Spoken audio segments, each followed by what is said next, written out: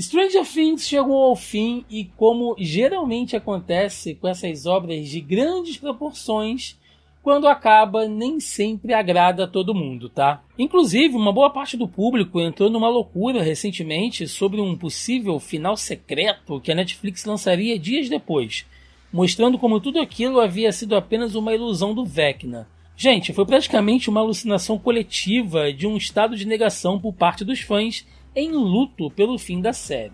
E aí, observando todo esse comportamento, as redes sociais, as reclamações, as teorias, as análises, as críticas, eu refleti bastante esses dias e eu acho que talvez essa galera esteja certa, tá? Talvez o final de Stranger Things realmente possa ter sido muito ruim. E não só Stranger Things. Eu acho que existe toda uma explicação de por que tantos filmes e séries atualmente têm gerado uma certa insatisfação por parte do público. E a conclusão ao qual eu cheguei é de que talvez, a culpa seja só sua. E quando eu digo sua, na verdade eu posso dizer nossa, gente, porque em alguns momentos eu acho que é importante a gente parar, desacelerar e fazer uma autoanálise, uma autocrítica de como estamos consumindo conteúdo ultimamente, tá?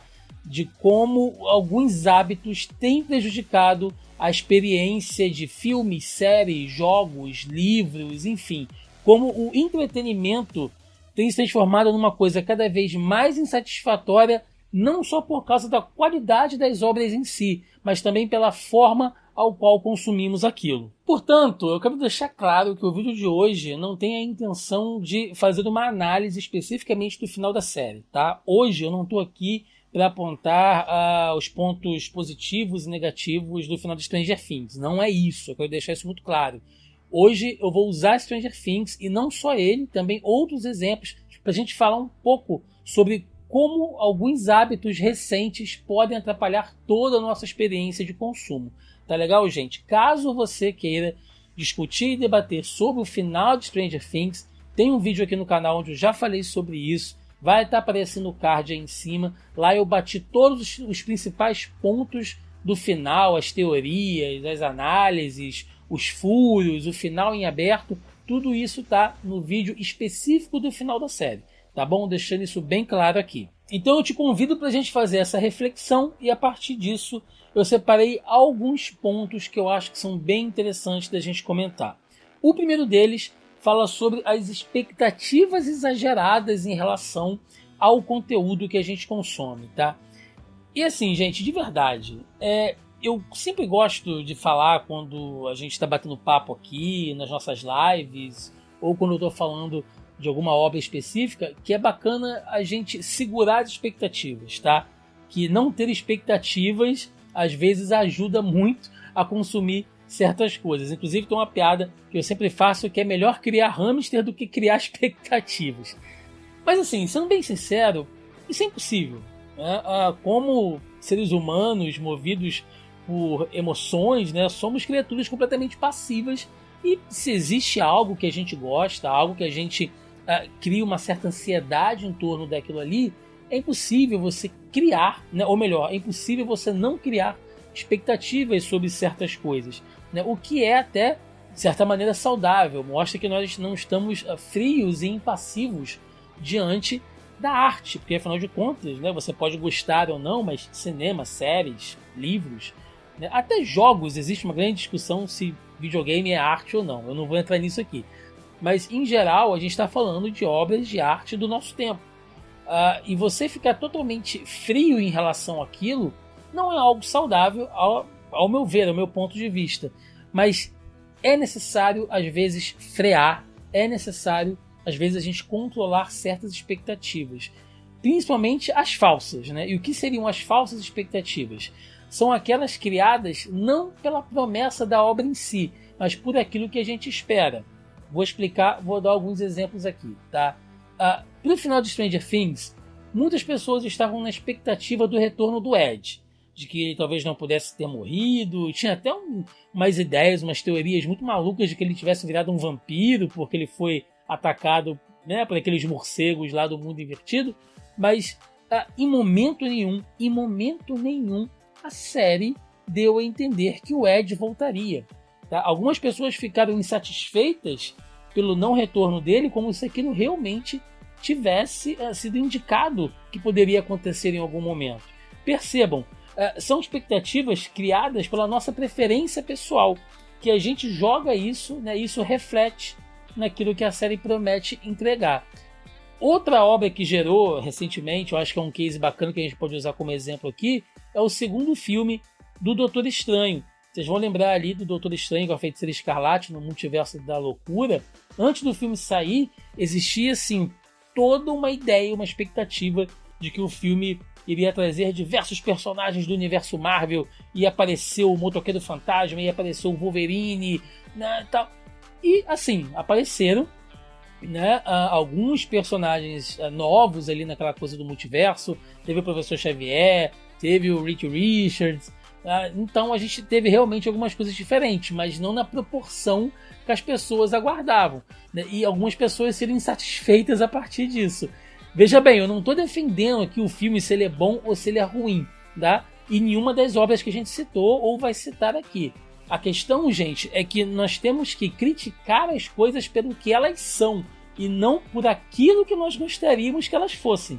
Vocês entendem a diferença? Então é muito importante que exista um certo equilíbrio para a gente criar expectativas sobre as coisas. O segundo ponto seriam os excessos de teorias. E olha, eu entendo que teorizar sobre as coisas, conversar, né, a tentar ali desvendar os mistérios sobre os plots que vão deixando em aberto, isso faz parte da experiência de consumo, gente.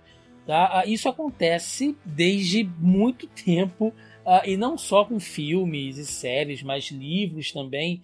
Vamos lembrar aqui, começo dos anos 2000, quem consumia, quem assistia Lost naquele tempo, onde, né, a internet banda larga estava começando a se popularizar aqui no Brasil, existiam muito os fóruns, né, as comunidades do Orkut, e a galera ficava discutindo 1000 teorias ali, e era uma coisa bacana. Eu acho que a experiência coletiva de você assistir a essas obras de grande proporção, que chegam a um grande alcance, eu acho que é legal.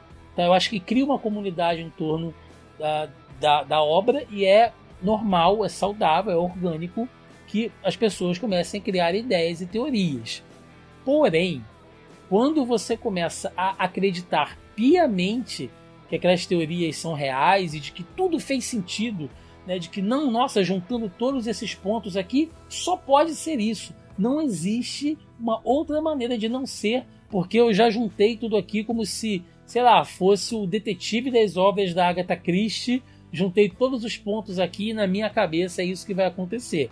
De novo, a gente volta na questão das expectativas.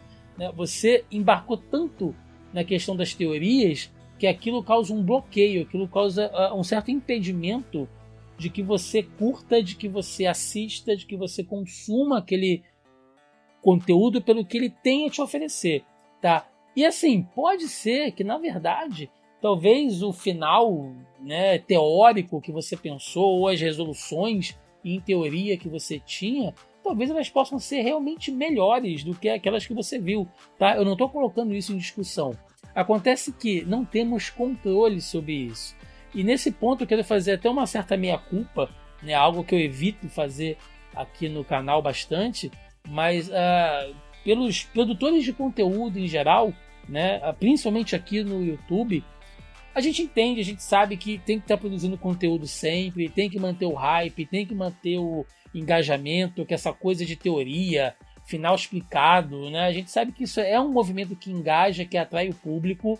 Eu entendo isso tudo, tá, gente? Não estou aqui judicializando negativamente, né, acusando os meus colegas aí, produtores de conteúdo e youtubers, não. Eu sei como é que funciona. Porém, eu acho que às vezes existe um certo exagero, tá?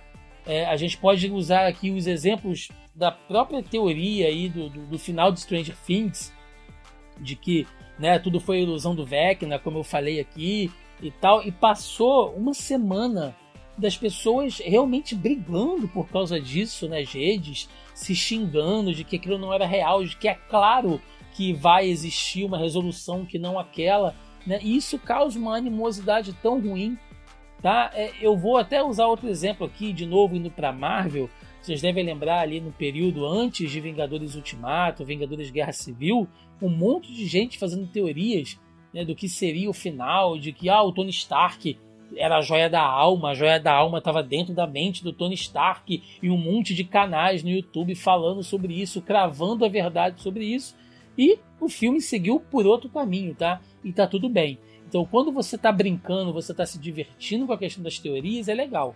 Agora, se isso ultrapassa um certo limite, vai sim causar uma dissonância cognitiva que vai atrapalhar a sua experiência. Mais um ponto que a gente pode falar aqui é a questão dos finais em abertos e como a galera não curte muito isso em geral, tá? E isso nem é novo, gente. Isso existe na arte, na literatura há tanto tempo, tá? Vamos pegar, sei lá, Machado de Assis em Dom Casmurro, né? Capitu traiu ou não traiu o Bentinho?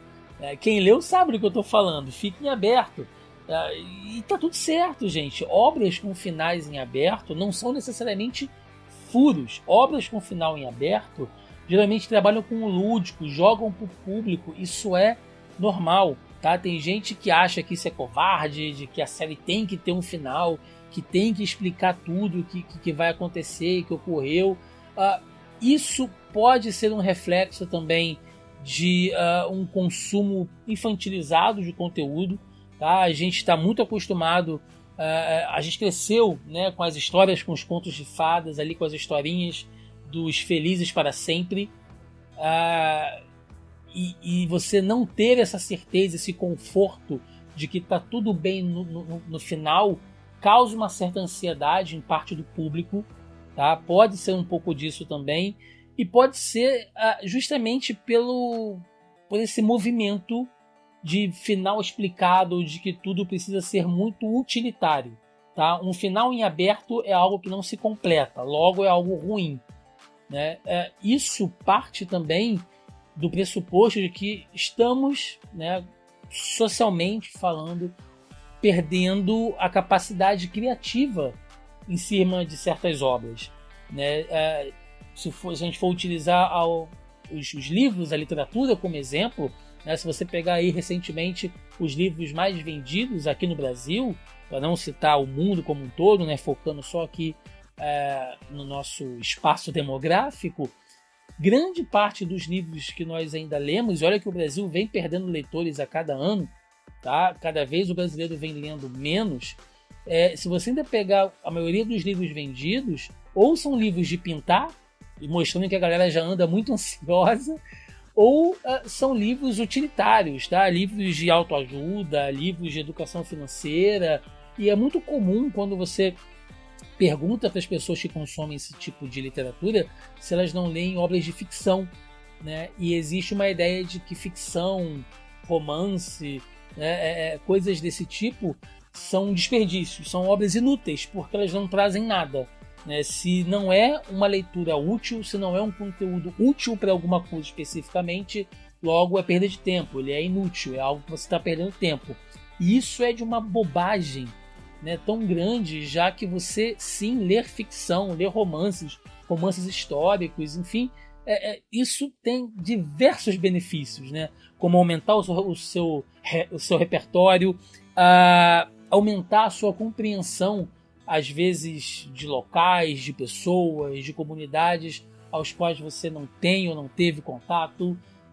Também, justamente, trabalhar essa questão cognitiva, né, de você trabalhar a sua mente, a sua imaginação, porque nem tudo realmente precisa ou tem que ser explicado.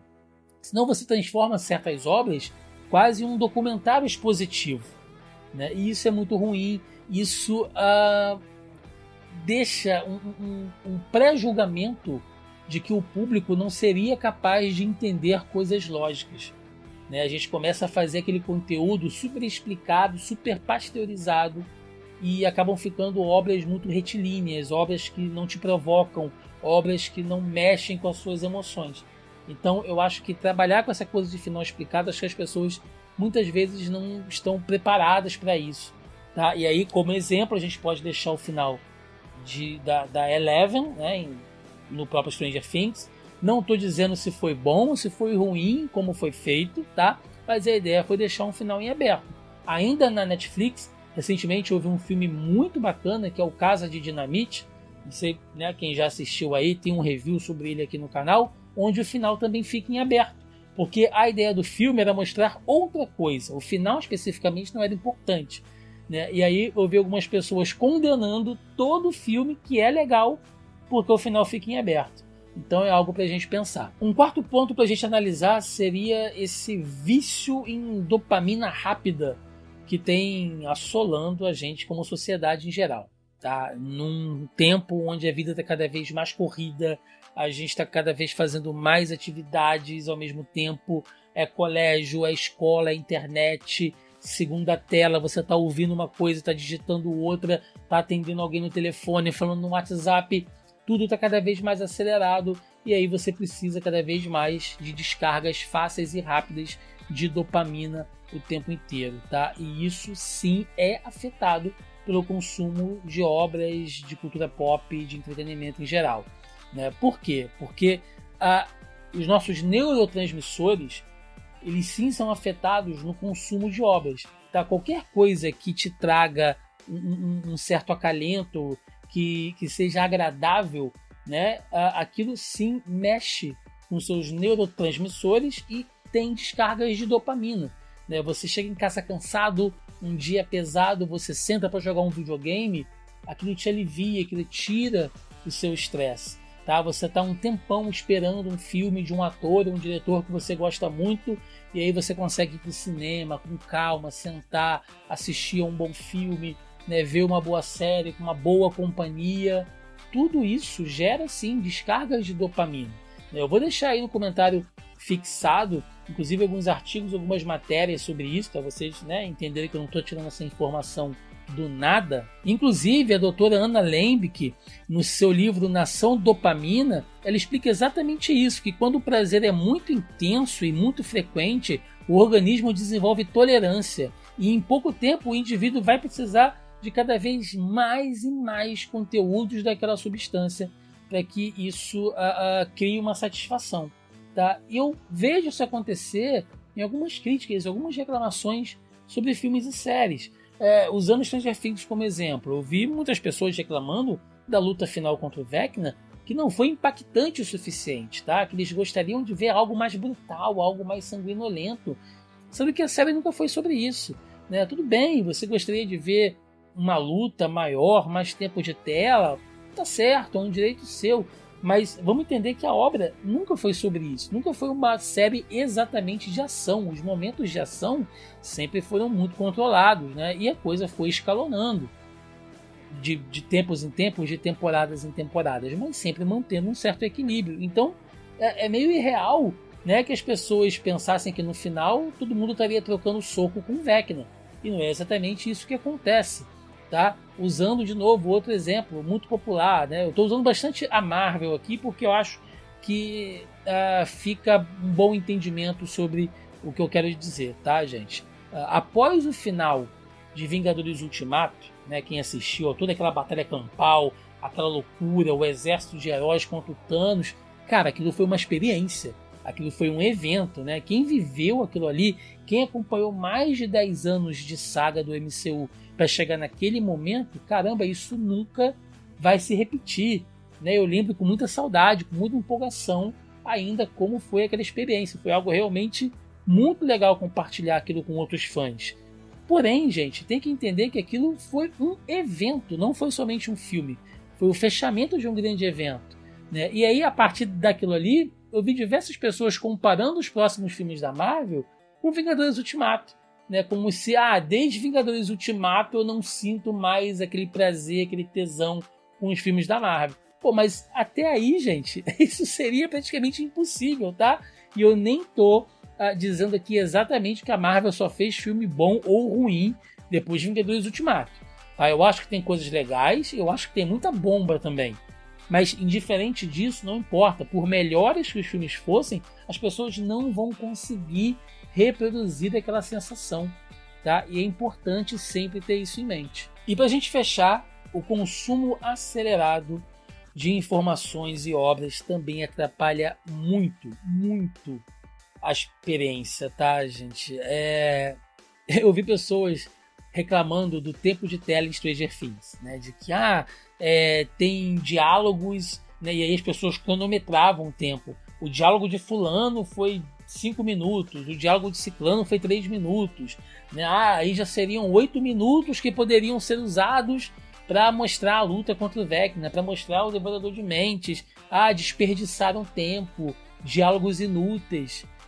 Gente, que coisa maluca é isso, tá? Acontece com Stranger Things e acontece com outras coisas. Quem acompanha comunidades literárias, né, seja BookTok, no Threads, né, enfim, quem participa de fóruns de discussão já deve ter esbarrado nisso, de uma galera que está lendo cada vez mais aceleradamente para poder acumular livros lidos em um ano.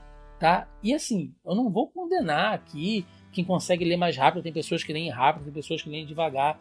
Tem livros que realmente são muito fáceis de você ler, tá? Que são mais leves, tem livros que são mais densos. Eu sei que varia muito.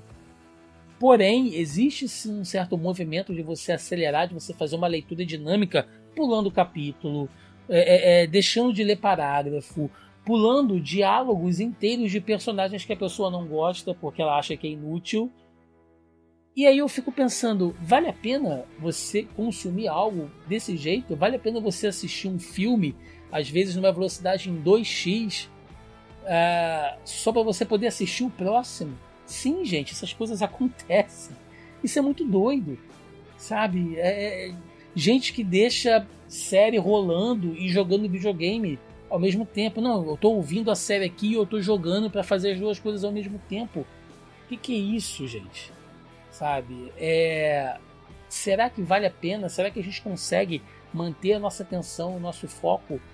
E aí chega no final, às vezes a pessoa fala que não gostou, que não entendeu, que foi ruim porque deixou um monte de furo, e eu fico pensando, será que foi isso mesmo? Ou você não conseguiu captar porque está acelerando, está tumultuando o consumo de conteúdo? Né? Eu vi isso acontecer com Stranger Things e eu vejo isso acontecer com outras obras também. Tá? Eu acho que é humanamente impossível, existe um limite de coisas que o nosso cérebro pode fazer, que ele pode receber informação. Tá? E nessa geração que a gente vive hoje, gente, de hiperacesso, hiperexposição à informação, tá? Vejam quantas mensagens vocês veem por dia, quantas notificações no celular, WhatsApp, telefone, você está na rua o tempo todo, trânsito, buzina, falação, placa de supermercado. A gente é bombardeado por informação o tempo inteiro, mesmo que às vezes a gente nem se dê conta disso. Então nós estamos sobrecarregando a nossa percepção, tá? Estamos diluindo, consumindo cada vez menos conteúdo da maneira correta. E isso também afeta a experiência. Então, para a gente encerrar, tá? Mais uma vez, esse não foi um vídeo de análise da qualidade do final de Stranger Things e de nenhuma das obras que eu citei aqui. Apenas uma reflexão. Tá? Eu acho que todo mundo tem o direito a gostar e não gostar de certas coisas, mas eu vejo certos conteúdos, eu vejo certas críticas e eu fico pensando, será que é isso mesmo? Será que a pessoa não gostou por uma questão pessoal ou existem outros fatores? Né? Eu vejo alguns tópicos de discussão sobre hábitos de consumo e como a indústria está tentando se moldar em relação a isso, né?